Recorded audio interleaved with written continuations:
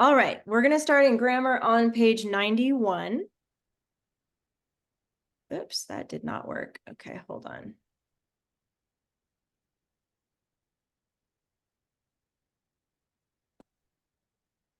My camera. What's going on here? Okay.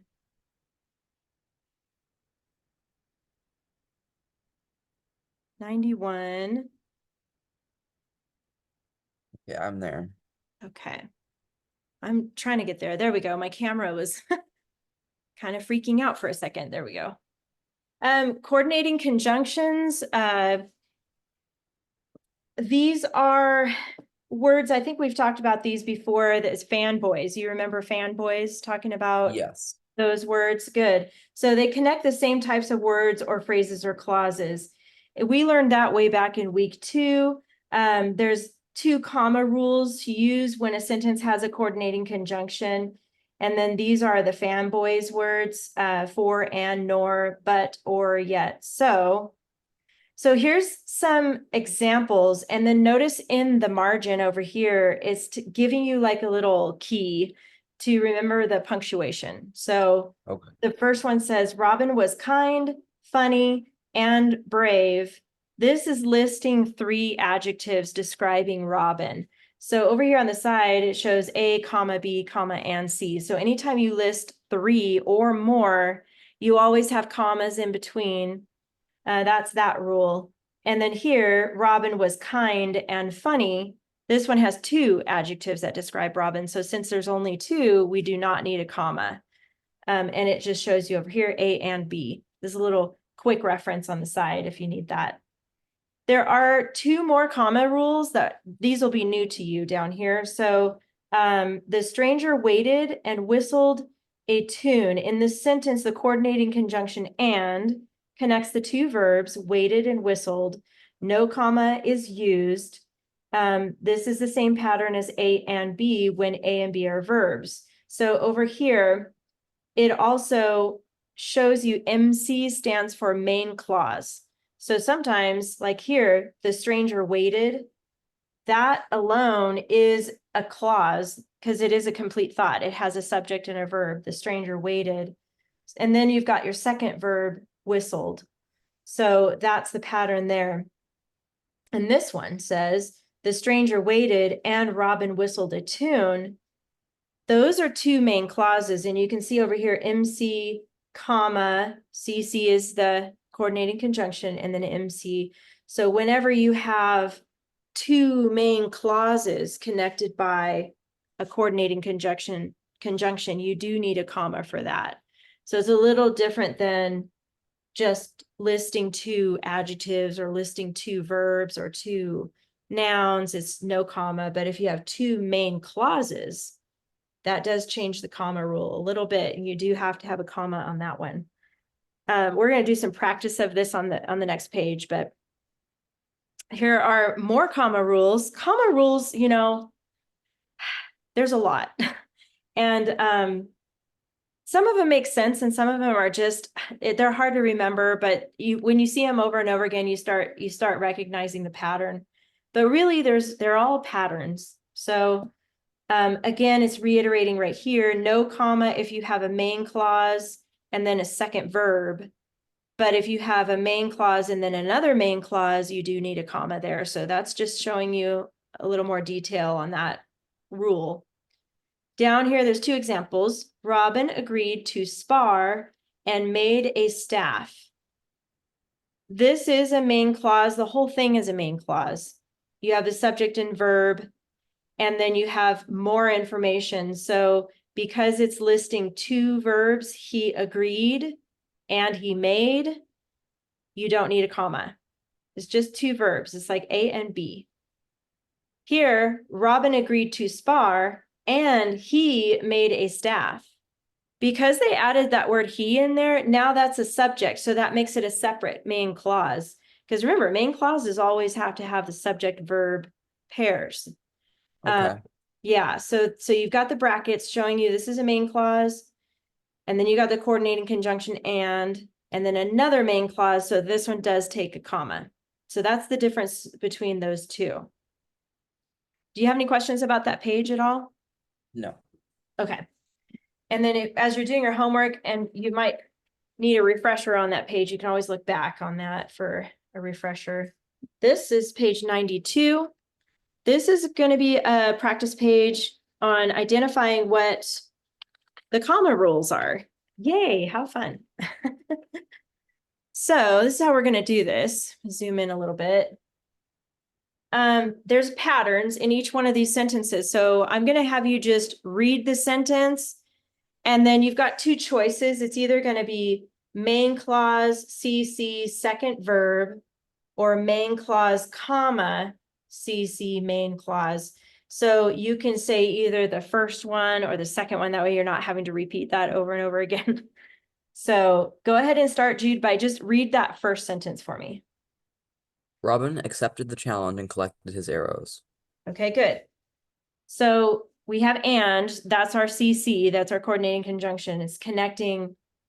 I'll do the first one with you here. The first part, Robin accepted the challenge. We have a subject and verb, so that makes it a main clause. And we have that coordinating conjunction. And then the second half of the sentence, all it says is collected his arrows. So another clue is if I cover up the first part of that sentence and just looked at collected his arrows is not a main clause. So your answer would be this one, main clause, CC, second verb. Does that make sense? Yeah. Okay, so what you're basically looking for is, do they both have a subject and verb, or just one? That's how you're going to be able to tell. So, okay, so go ahead and read the second one, see if you can figure out which one that is. Robin accepted the challenge and he collected his arrows. Yep. Mm. Do you think it's the first one is main clause, CC, second verb, or main clause, comma, CC, main clause? So Is first it or the second second? one? Yes, good. Because, and I heard you emphasize he, and he collected his arrows. So you're right, that he is the next subject of that second half of the sentence. So it's two main clauses. That's right. So we do need to put in a comma, and notice the pattern here. It goes right before the coordinating conjunction. So right between challenge and, go ahead and stick a comma in there. That's where it belongs. Okay, so try the next one. The waterfall spilled over the cliff and it created a whirlpool. Okay. Which one do you think it is?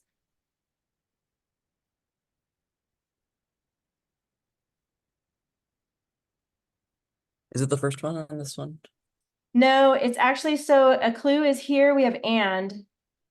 That's your CC, and then it has it created a whirlpool. So it tells us it's the subject, right?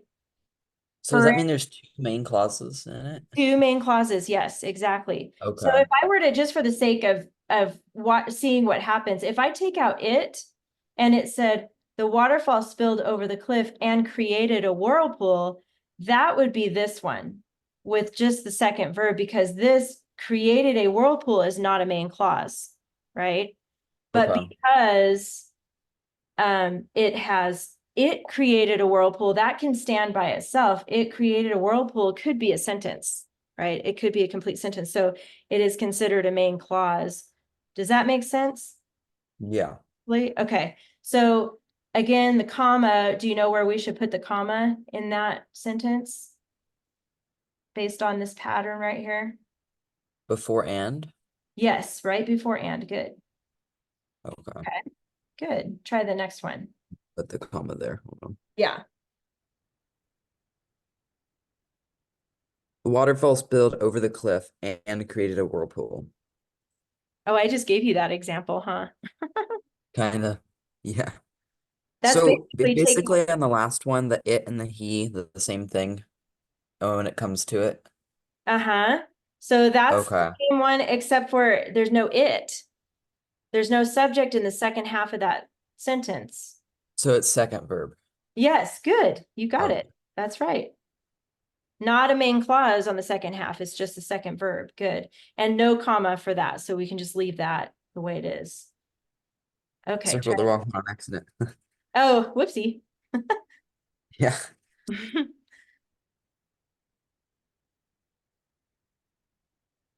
Okay, whenever you're ready, you can try the next one. Okay.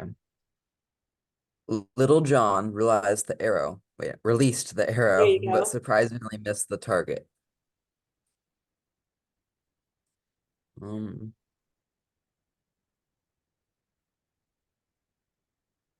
is it second verb? It is very good. I was glad you got that. So if it said, but he surprisingly missed the target, that would make it the other choice. But since Yeah. there's no subject after but, you're right. It's main clause CC, second verb, and there's no comma. Good, you So the got next one's he then. it. Okay, yeah, go ahead and Main read clause, it. main clause. Okay, but go Oh, ahead we're and gonna read it. yeah. Little John released the arrow, but he missed the target. Yes, you're right. So main clause, you got it now. And then where does the comma go? I actually don't know. So the CC is that coordinating conjunction. Remember fanboys. Which one of Okay. these words is from fanboys? Do you remember those words? No, I don't remember the list very well. Let's do it really quick on the side just to refresh your memory. So go Okay. ahead and write in caps over here on the side. Fan, leave some space because you'll write words next to it here. Oh, you can't see me. No wonder. Let me move this over. There we go. Down like that. Fanboys. So F is for, so go ahead and just add OR to that. Do you know what A is for? And Yep. And D, do you remember N? no. Nor. It's one we don't use very often, but it is a conjunction. B, do you remember that one? But Yes. B-U-T. O, remember that one? That no, I one. don't. Or, Oh. just or, O-R. And then Y is yet, Y-E-T, and then S is so. So we have for and nor, but, or, yet, so. Okay. That's all of them. So it's, if you can remember what those letters stand for in fanboys, that'll help you like forever and ever. Yeah, something So you should definitely memorize. yeah, exactly. So do you recognize one of these words in that sentence you just read here? Yes, but. There you go. So the pattern is right before that word. So between arrow and but, you're going to put a comma. Okay. Okay. And then when you're ready, go ahead and read the next one. Robin was an outlaw, so he could not return home. Hmm.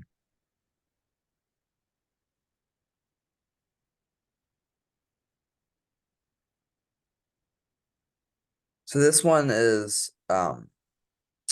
two main clauses, right? Yes, it is. Good. Yep. Okay, where does the comma go?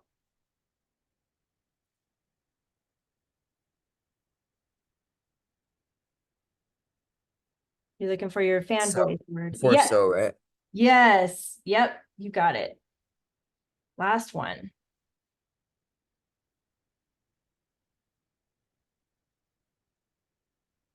This one is the second verb one. Yes. Okay, and then right before and. Actually, no, because remember, this pattern doesn't require a comma. Oh, okay. Only if you have two main clauses. That's when you use the comma. So it's fine to just leave that one just like it is. Okay. Good job, Jude. All right, let's go Thank to the you. practice page. And whenever you're ready, go ahead and read that for me. I welcome you to try, countered the stranger. With a twinkle in his eye, I'm happy to wait. Okay, good. So on this page, we have some speaking parts. So we'll get to that, but the vocabulary is countered, and basically that means you're responding to somebody or you're opposing them. So you're kind of arguing with somebody. So countered means responding like that. Okay, so that's the vocabulary word. Hold on There just a sec. are, yeah.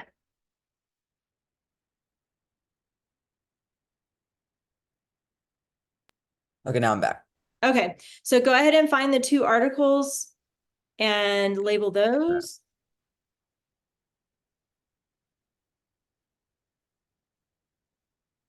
And then we'll just go down the list. We'll figure out where those quotation marks go in a minute. But go ahead and find the three nouns when you're ready.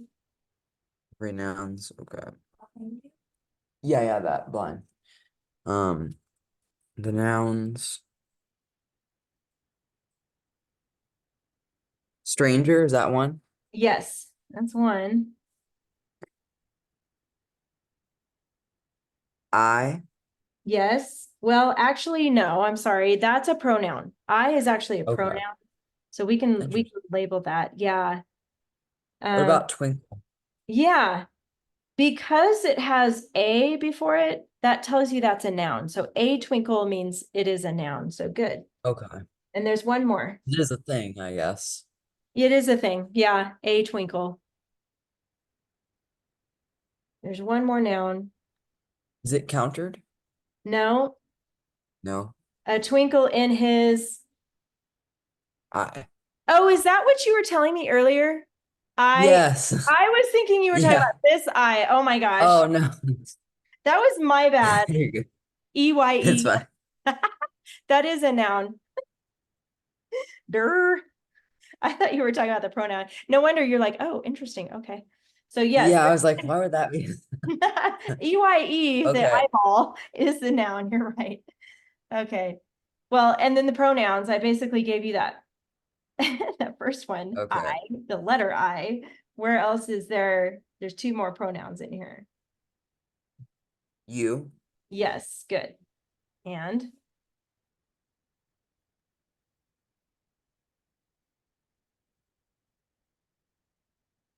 Is it his? Or no, no? that's gonna be a adjective. So it's actually right here. It's the I in I'm. So just over Okay. to the I part again, you're just gonna put PR for pronoun. So, okay. So his, you just said that one's an adjective telling whose I, it's his I. So there's two more, or actually just one more adjective in here. Describing, it's a feeling word, if that helps. Like how he's feeling. Well, there's no noun there, but like, is it happy? But like it goes backwards or no?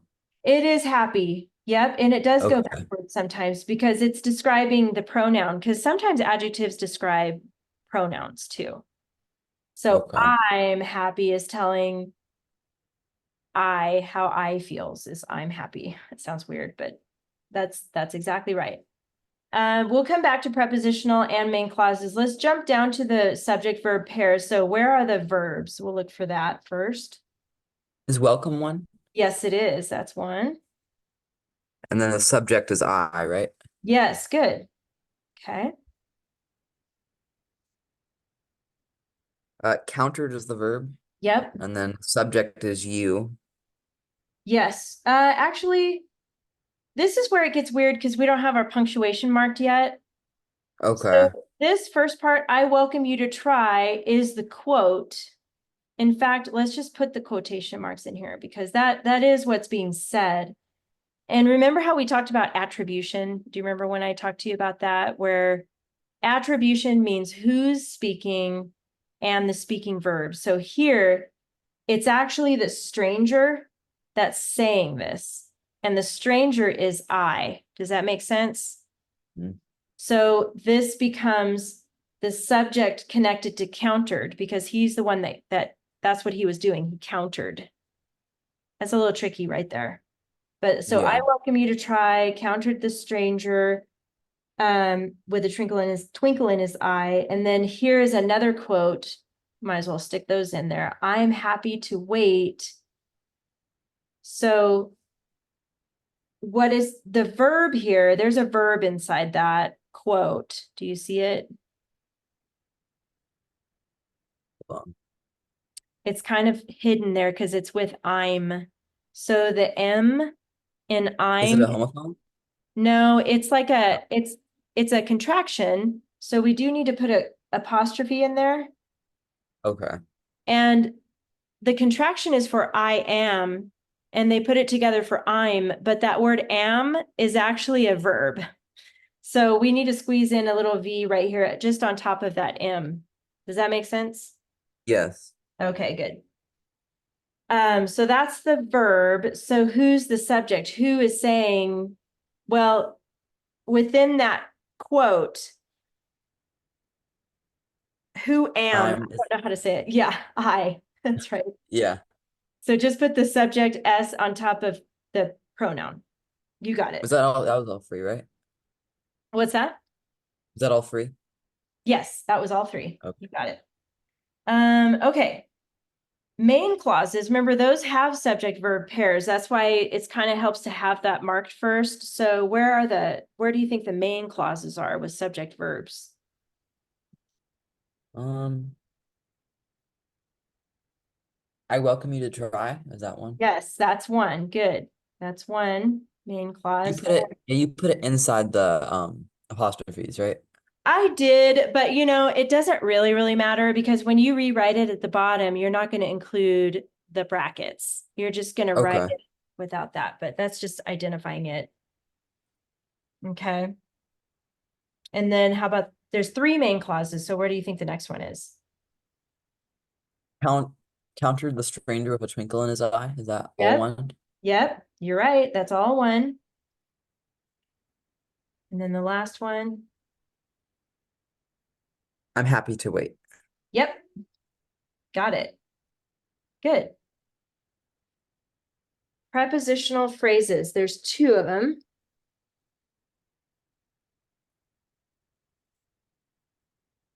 Um, Two prepositional phrases. Yeah. One of them might be tricky, but see if you can find it.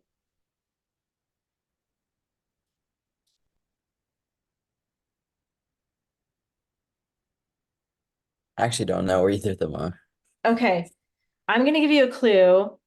They don't have the preposition does not have a label on top of it yet. So far we have to, try, and with and in. Those don't have labels, but I'm going to tell you about to try because the word try by itself, it actually could be a verb, but with that word to next to it, to try, it changes it into an infinitive is what it's called. And that is something we're going to learn as we go through this book, but just know whenever you see to next to it, it is not considered a verb or a prepositional phrase. It's called an infinitive. So you have with and in left, and those two are prepositions. So there's two different phrases there. Do you see where they're at now? With a twinkle. With a twinkle is one. Good. And his eye, that. In his eye. Yep. So prepositional phrases always start with a preposition and they end on a noun. And that works because twinkle's a noun. So with a twinkle and in his eye is a noun here. So yep, those are the two prepositional phrases. It says to indent. I'm on the fix it column now. So what we're going to do is just put a paragraph symbol on the side here. It's like a little two Okay. lines down and a backwards P. How about the capitals? Where do those need to be? Both I and I'm. I and I'm. Yep. Comma. We do have a comma that we need to put in, and it has to do with the quote. So remember Is the it? rule. Go ahead. Oh no, is it in between try and countered or no? Yes, you got it. Yep. I was going to explain that, but you already got it. That's good. So that is important to put on the inside of your quotation mark. I know we're kind of getting crowded right there, but when you write it below, make sure you do the comma and then the quote. Okay. All And we right. already have all the quotations, right? Oh, So we do. Got that. End mark um at the end. period. Period. Yep. That also goes on the inside of the quotation mark when you write that. Homophone. Oh, yeah. To is wrong right here. Just T-O. T-O. T-O. Yep. And your apostrophe we already got. So that was in I'm. So there you go. And then rewrite it with the homework, right? Or Yeah. Rewrite it with your homework later. Remember, all the punctuation goes on the inside of the quotation marks when you get to that part. Any questions about that? no. Okay. So let's get out the binder next. And we've been working on Captain Cook. So go ahead and get out your keyword outline and checklist and all the stuff that you have for that. And then I'll just go over your paragraph with you really quick, and then we'll keep going in the keyword outline here. Let's see.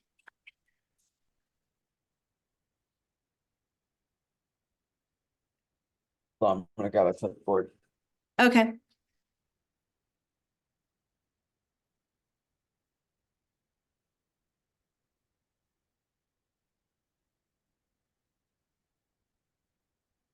I got it. Okay. I'm looking for mine too. Let's see. Oh, here we go. Okay. So, and I have to apologize because on the actual Google Classroom, I don't think I made it clear that I wanted you to finish this keyword outline. I know I said it in class, but it looks like you did because your I did. paragraph is done. Okay, good.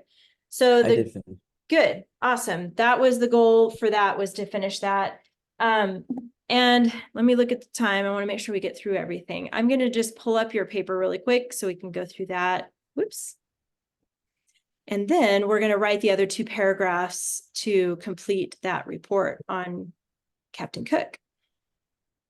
So earlier I looked at this, right away I saw that you highlighted your topic clinchers, and you did fantastic, Jude. Those are great. Even though you repeated, that's part of the rule. Like I said earlier when I was talking to you before the class started, eventually I'm going to really try to push you and the other students to try to reflect more. But for now, I think you nailed it right there. James, son, and farmer, you've got that in your final sentence. I also see because, unfortunately, which, abandoned. You've got 1, 2, 3, 4. Just double check on that. I think you had 4 dress ups. Yep. So, great job. I'm just going to read it unless you feel like reading it. Do you want to read it or you want me to read it? I'll read it, I guess. Okay, go for it. James Cook was the son of a Scottish farmer in Yorkshire, England. His father was able to pay for James to attend school until he grew to the age of 12. Because his father was a farmer, James was able to work on the farm until he was 16. Unfortunately, this wasn't a proficient job. Soon after, he found himself being apprenticed to a shopkeeper near a harbor, which gave him the opportunity to learn more about ships and trading. By age 21, he had abandoned his other job and was now a brilliant seaman. The sea gave practical experience such as refitting ships. By day, he would study algebra and trigonometry, but by night he would study astronomy. James, the son of an impoverished farmer, could now have been a sea captain. I love it. That's excellent. I mean, your choice, your word choice for your dress ups is spot on. And I especially like how you started your sentence with an ly adverb, and you started it here with the Asia, or because clause, sorry. The Asia one's coming, but the because clause. I love it when you start it with that because I think that really looks professional. So anyway, great job, Jude. I don't even have any, I'm just going to go ahead and give you a score here because I don't even have any suggestions for you on this. So nicely done. This week, we're going to, in fact, we're going to work on that in class, the keyword outline. You're going to continue on this document. So for your next homework assignment, you'll just pull this up from your Google Docs. It'll probably be in your Drive. You know how to find it there, right? Yeah. And then you're just going to keep going. So you'll go on to the second paragraph and third paragraph because ultimately you're going to turn in your full report. So, Okay. excellent.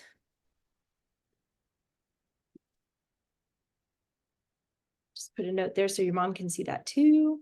Okay. Now, let's go back to our keyword outline here. So I remember last week we kind of ended up in a rush. So I kind of want to make sure we're all on the same page here. We're going to add Roman numeral 2 and 3. So let's set that up first. So go ahead and skip a line under 6 and put Roman numeral 2. And then again, 1 through 6. and then skip a line, Roman numeral 3, again, 1 through 6.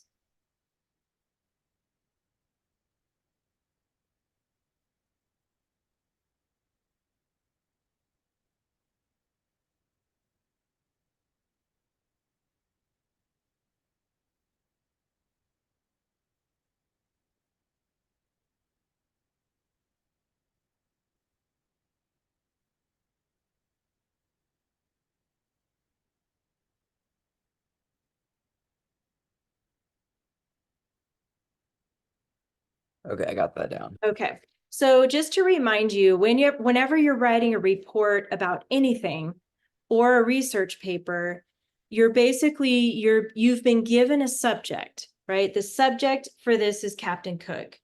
And then let's say your teacher or your mom or some other in another class, they say, I want you to write a report on volcanoes for science or something.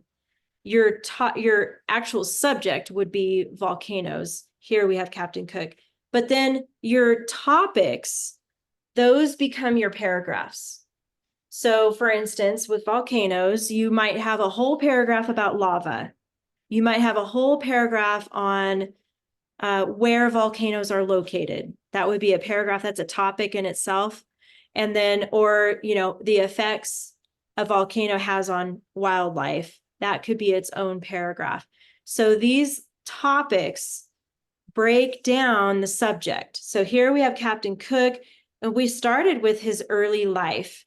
And that was a topic. You basically told when he was born, where he was born, what it was like when he was a kid, and then leading up to when he became an adult.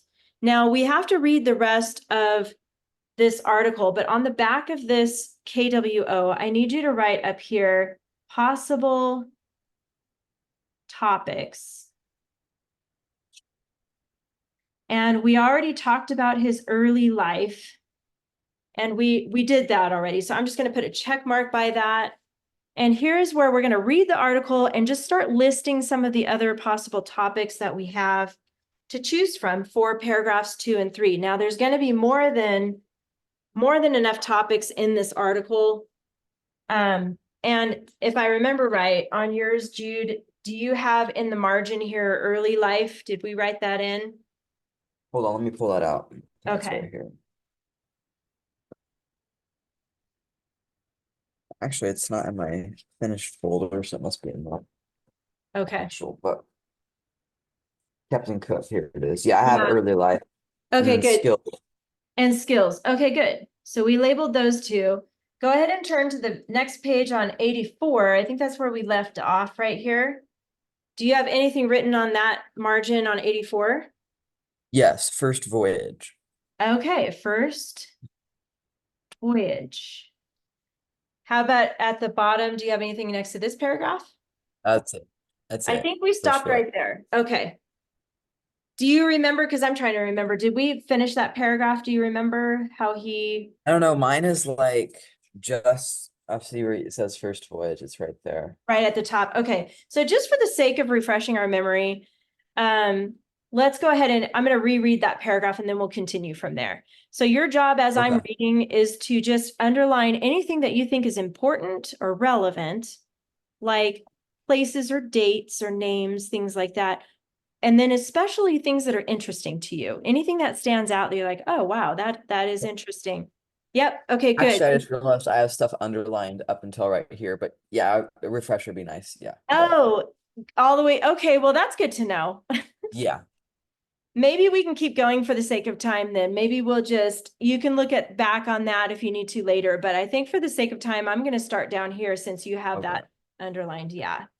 So, okay. So here, and you're going to do the same thing, underline things that stand out to you.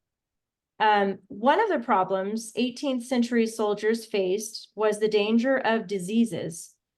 Among them, scurvy, a nutritional deficiency which could kill men on long voyages.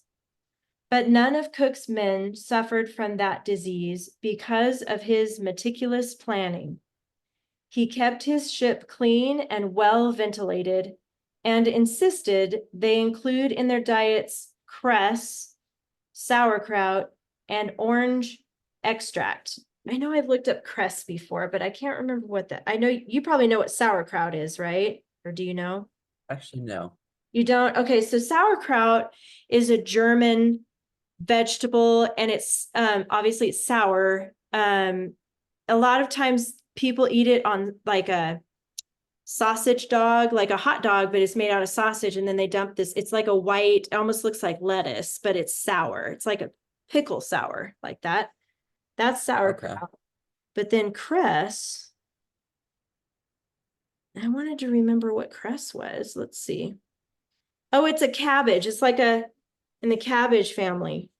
I pulled it up on my phone. It almost looks like sprouts, like some people put on their sandwiches. Yeah. I see. So that's cress. So basically, these are herbs and vegetables that he discovered give your body that immunity or that whatever, that protection from these diseases. An orange extract. So interesting in his studies. He's a very smart man. He knew that this would protect them, almost like a natural immunity to these diseases. Okay, so then upon his return, he became well known not only for his explorations and discoveries, but also because of the excellent health of his crew. So that I think would tell us more about his skills because he knew. Do you know what that word meticulous means, by the way? Um, kind of. It's like when you like focus on something small, like Yeah, yeah.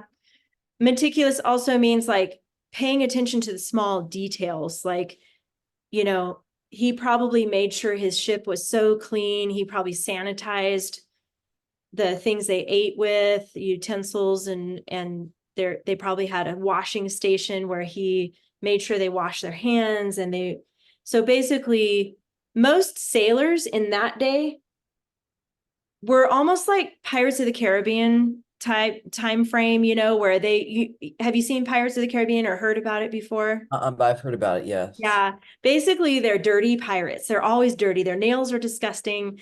They never wash their hands. They never really shower. They're stinky. And you could see their teeth are all black, you know, they're just kind of gross. That's because they didn't realize that cleanliness was super important to keep healthy. But this guy knew even back then, he knew that staying clean and paying attention to those meticulous details. So he really paid attention. Okay. So we're going to call this more about his skills. So go ahead and write skills here for this one too. And then let's move on to page 85, which is this one. Oh, I actually don't know where that is. Hold on. Yeah, there's more. There's there's 85 and 86 on the back of that. So Oh, I did not see that. Okay. I know it's kind of long. Okay. So I'm going to keep going and you do the same thing. Just keep underlining as we go. Promoted to the rank of commander, he planned another ambitious voyage in 1772, this time with two ships, the Resolution and the Adventure. He sailed to the east, rounding Africa and passing through near Antarctica to then explore the southern Pacific islands. He chartered Tonga and Easter Island and discovered New Caledonia and the South Sandwich Islands. He again confirmed that there was no other Pacific continent than Australia, and then headed up the east coast of South America and home to England in 1775, ending his second voyage around the world. By the way, in your homework, I'm going to attach a map that you can look at to actually see where all of this is on the map. He really voyaged through a lot of territory. So this would be considered his second voyage. And it's basically describing where he went, what islands he saw, what continents he saw, and what direction he went. Okay. Okay, I'm going to keep going. Once again, he returned his crew in excellent health. He was finally promoted to the rank of captain. He was also elected to the Royal Society, where he presented a paper about his success in preventing scurvy and consequently was awarded one of its highest honors. Okay. I think this could be like his accomplishments here. So I'm going to write accomplishments. Oops, ACC. It's a big word, so I'm going to have to squeeze it in. Because, and honestly, we called this other one skills. This also talks about, I kind of like his accomplishments too, because he learned how to, you can kind of combine, what I'm trying to say is you can combine skills and accomplishments into one category, which we'll talk about in a minute, but okay, I'm just going to keep going on this one. In July 1776, he set off again with his ships, the Resolution and the Discovery. The goal of this voyage was to determine if there was a northwest passage that would allow sea travel between the Atlantic and the Pacific. He took the eastern route around Africa, passed by New Zealand a third time, and headed north, thereby discovering Hawaii, which is named the Sandwich Islands in honor of the Earl of Sandwich, the first Lord of the Admiralty. I don't know that word. Admiralty. Anyway, that's part of the British Navy ranking. Admiral. Okay, some research indicates that Cook's arrival on the Big Island of Hawaii happened during a time when the natives were worshiping the Polynesian god Lono. Okay, so this is basically telling his next journey, his next voyage. This is his third voyage. One more page. Possibly the shape of his ship resembled certain objects, including the Lono worship. It is thought because of this that the natives treated him with great reverence, perhaps even imagining him to be the incarnation of Lono himself. His third voyage continued along the coast of North America, where he explored and mapped the coast of California to the Bering Strait at the tip of Northwest Alaska. Get another. So this is continuing his third voyage. So we'll just call this one third voyage. So the point is here, what we're learning to do is take a big article and just make notes to give us what each of these paragraphs is about, so that when we go to write our paragraph, we can find the information quickly. And that's just a strategy to use when you're doing research. Okay, I got to keep going. He then returned to Hawaii, where he met his end in 1779, when some natives stole one of Cook's small boats. He planned to take the chief of Hawaii hostage until his stolen property was returned. However, there arose a confrontation with a crowd of natives, and in the chaos, some shots were fired. But the Hawaiians attacked with knives, spears, and stones. The British sailors retreated to the beach, but when Cook turned his back to launch his boat, he was hit on the head and then stabbed to death. Cook was not seen alive again, and it is believed by some that according to custom, the islanders cut the flesh from his body and roasted it, cleaning and preserving the bones as honored relics. Later, some of his remains were returned to the British, who gave him a formal burial at sea. So this one we're just going to call it death, and that was pretty gruesome. You know, back in those days, pirate days, I can't imagine all the gore that they experienced, but okay, last paragraph.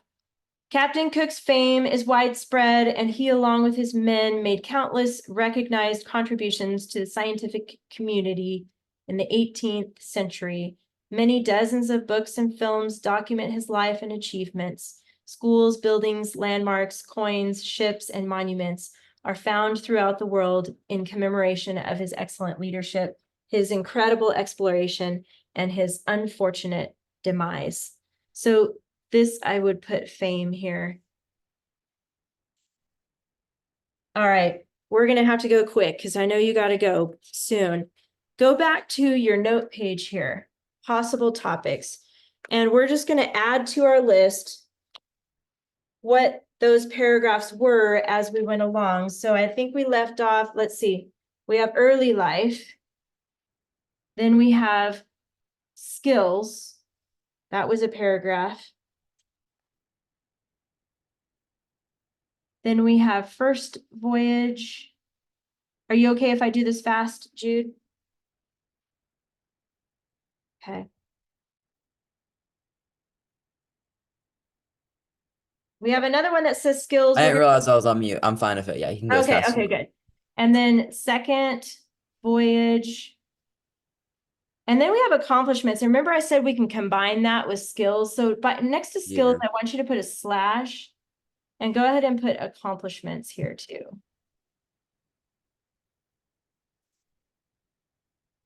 Skills slash accomplishments. First voyage, second voyage, third voyage,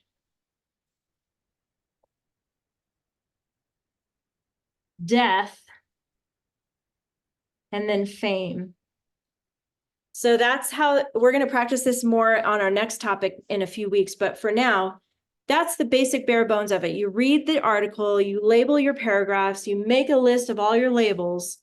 You already did early life. You already talked about that. So now you're going to pick two more. So you can pick for these two topics for 2 and 3, either skills and accomplishments, first voyage, second voyage, third voyage, death, or fame. So do you know off the top of your head which topic you think you might want to write about for your second paragraph of those? Probably the first bridge, I think. Okay. First voyage. I wonder if I might make a suggestion here, because his voyage was successful because of his skills and accomplishments. I kind of think maybe we should lead into that. So what if we put JC, by the way, that's James Cook, not Jesus Christ, okay? JC, and his skills and accomplishments. And then down here, his first voyage or whichever voyage you want to talk about. And then maybe you can also include his death, like how he died later, or fame, if you want to tie those in. Does that make sense, Jude? Yeah. Yeah, Yeah. okay. So when you finish this outline, because we don't have time to work on it today, you're only going to look at those paragraphs that we labeled skills and accomplishments to pull your keywords for your outline here. And then when you get to this Okay. one, whichever voyage, if it's the first one, the second one, or the third one, whichever voyage you choose, you're going to pull from that paragraph and finish your outline here. And then you'll go ahead and write those 2 paragraphs to finish your report. Does that make sense? Yeah. Okay, cool. And you're right on track with your dress ups, your topic clinchers, all of that is, you got it locked in. So it's just a matter of finding information in the article that you want to include in your report. And then like you did before, you're going to use that checklist. Make sure you have all those elements in there. By the way, you will create a title this time. And the title rule Okay. is on your checklist, where you tie in your 1 to 3 words from your final sentence in your title. Sorry, that was kind of like Okay. fast forward there at the end, but it sounds like you got it. Yes. That's good. And I know you wanted to write about the first voyage, but I do think that leading into that, this will be important to mention here. So anyway, if you have any questions in the meantime, your mom knows how to reach me. You can reach me on Google Classroom too, if you need to. So that's it for today. Okay. All Thank you. righty. You're welcome. Have a good day, Jude. You Bye. too.